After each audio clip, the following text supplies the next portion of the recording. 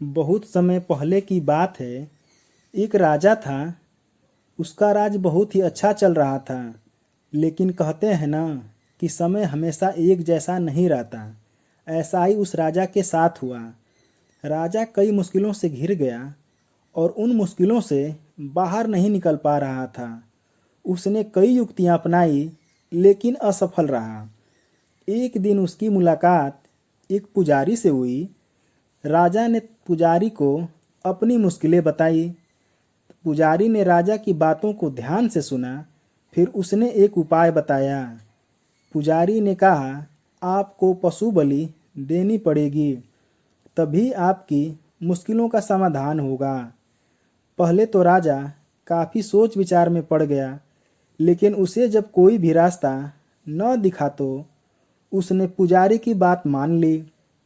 पुजारी के कहे अनुसार एक बड़ा अनुष्ठान किया गया। पशुओं को मैदान में बलि देने के लिए बांध दिया गया। संयोगवश उस समय महात्मा बुद्ध राजा के नगर में पहुँचे। वे उसी स्थान से गुजर रहे थे जहाँ पर राजा ने अनुष्ठान कराया था।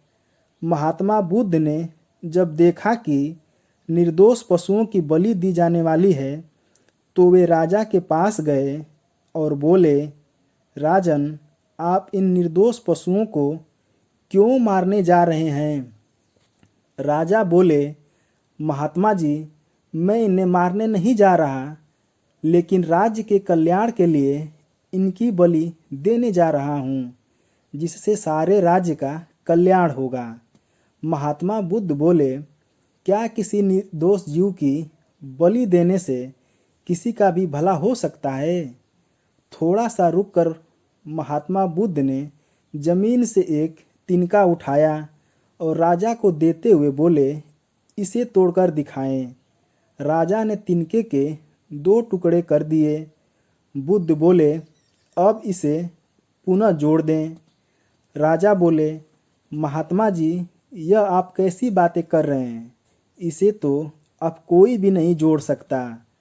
तब बुद्ध राजा को समझाते हुए बोले, राजन, जिस प्रकार इस तिनके के टूट जाने के बाद आप इसे जोड़ नहीं सकते, ठीक उसी प्रकार जब आप इन पशुओं की बलि दे देंगे तो यह निर्दोष जीव आपके कारण मृत्यु को प्राप्त हो जाएंगे और इन्हें आप दोबारा जिंदा नहीं कर सकते, बल्कि इनके मरने के बाद आपको जीव हत्या का दोष लगेगा।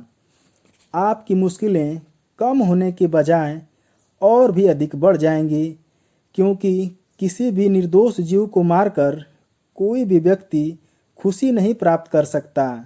आपकी समस्या का हल निर्दोष जीव को मारने से कैसे हो सकता है?